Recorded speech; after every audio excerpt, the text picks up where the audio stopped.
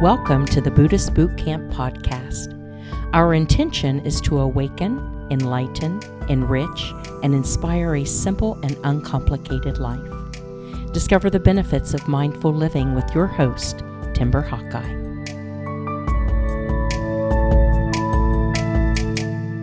I was recently interviewed by Steve Prusak on his Juice Guru radio show. If someone you know might benefit from the message and invitation in Buddhist Boot Camp, go ahead and send them this audio clip as a good place to start, or enjoy the gentle reminder. Here's the recorded portion of that live conversation we had on the air. Timber, thanks for being here. There's been a lot of talk in the community, a lot of excitement about the work you're doing. So thank you for taking the time out of your schedule to be here. It's my pleasure. Why don't you take us back? Because, I know you've got lots of adventures and you've been traveling a lot. Can you tell us how you got into the work you're doing and spreading the message? All I did was take kind of inventory of my own life to figure out, how am I contributing to my own suffering? Like, what am I doing that is not in line with the kind of life I want to lead? Like, how am I driving myself in the wrong direction? And I realized that I was working way too much. My focus was way too much on appearances and money and image. Yet what brought me the most joy is when I dropped all of that, when I was just in my board shorts and tank top and on the beach playing volleyball and living a simple life, completely unconcerned with the judgment of others, which immediately made me less judgmental of others as well. It was a very interesting thing that by working on this, I was able to let go of so much. So I left the corporate world, sold everything I ever owned, and initially moved to Hawaii with just one intention, which was to live a simple and uncomplicated life. And it became this ongoing journey as opposed to a decision you make one time, like cleaning out your junk drawer in the kitchen. You clean it out once, but that doesn't mean it's forever good. That means that a week later you go through it and you go, why did I decide to keep this? And you get rid of it again and again. And I'm talking about tangible things, but when you're doing the work internally, you can take inventory of old belief systems that you have, judgments, opinions, anything that's holding you back from being the version of yourself you believe yourself to be. So it just snowballed, and before I knew it, that simple and uncomplicated life transitioned from playing beach volleyball to living in a Buddhist monastery. So that's kind of what the journey has been about, is into the monastery and then back out to share what I've learned with people who are perhaps too busy or less inclined to go into the monastery, but are still interested in what there is to learn from there. And I do think what we learn in there is not only applicable if you're tucked away in the mountains somewhere. The real key, the real issue, the real challenge is, can I remain peaceful, calm, and patient in the middle of downtown Los Angeles, Times Square, with 4 kids? Can I do that? Not just when no one's pushing my buttons, but can I get to a place where I don't have any buttons that can be pushed? I know part of your journey has been noticing the suffering in others, and you talk about suffering and why we suffer and what the lesson is in that. What can we learn about suffering, and why is there so much going on now?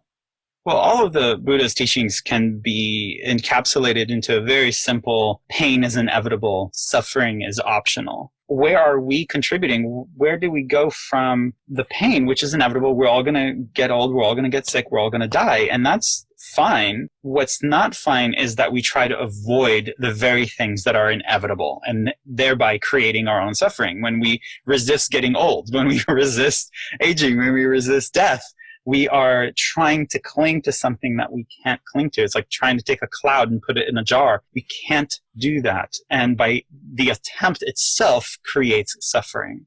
So at the core of Buddhist teachings is the invitation to let go, which doesn't mean to give up. It's to loosen our grip, to allow, to observe, instead of to get so attached, if that makes any sense. It's almost like living in fear, isn't it?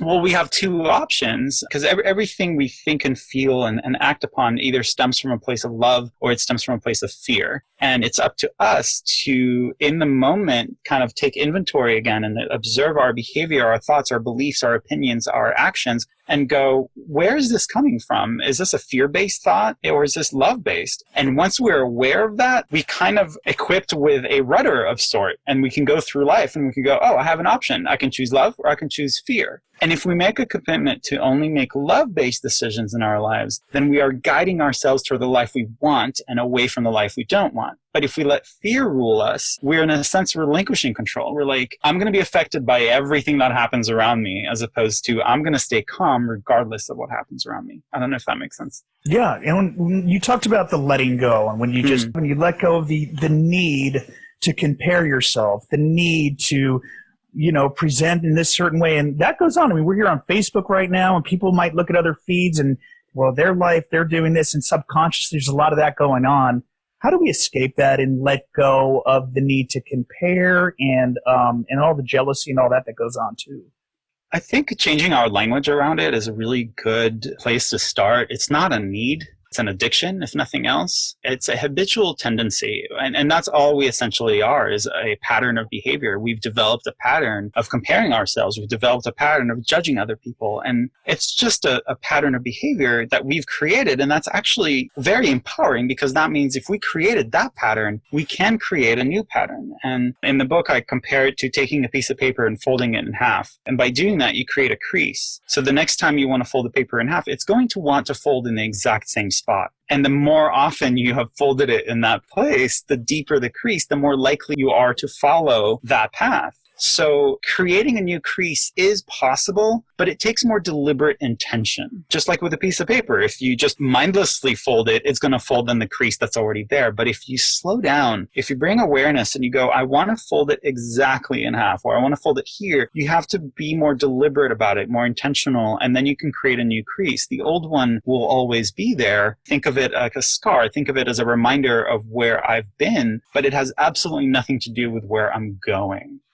Do you find some of those old patterns or conditioned behaviors that maybe came from when you were 5 years old, and just some of those behaviors that might still come out despite you've done all this work?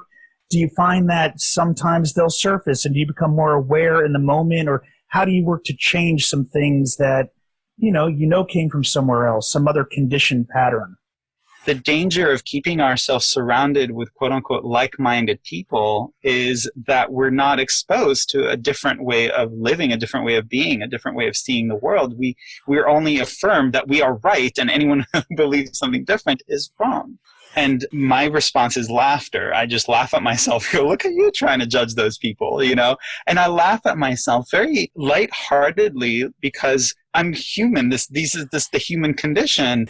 Mindfulness is the thing here, and you're living in a state of mindfulness. And what are some of the tools? I mean, are you meditating? What are some of the things you recommend to your students about how we can be more mindful?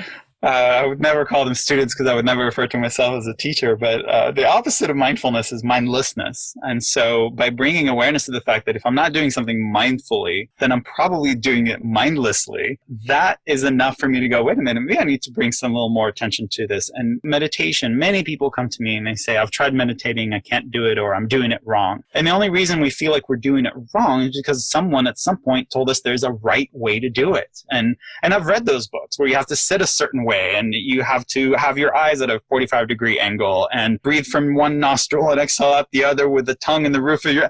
Forget it. There's just too much, and clear your mind. It's impossible. So people try it a couple times and they go, forget it, I can't do this. But the success of meditation is in the effort to try. And what I mean by that is if you tell yourself for the next 5 minutes, I'm just going to sit there and I'm not going to move. Physically, I'm just not going to move no matter what. I'm not going to try to control my thoughts. I'm not going to try to empty my mind. I'm not going to repeat some mantra in a language I don't understand. I'm just going to try to sit, and regardless of what my mind tells me, I'm not going to move. And within seconds, your mind is going to start playing tricks on you. It's going to tell you there's a spider crawling on your head, there's a fly on your nose, that your foot's falling asleep. It'll do anything to try and gain control. But if you set yourself to say, I'm not going to move for the next 5 minutes, then you're going to observe your mind trying to play tricks on you, and you're not going to let it. And the benefit of that is not those 5 minutes. It's not to tap yourself on the back and go, woohoo, I sat still for 5 minutes. The benefit is later in the day when you're at work and someone does something annoying and you're like, I can choose not to be annoyed.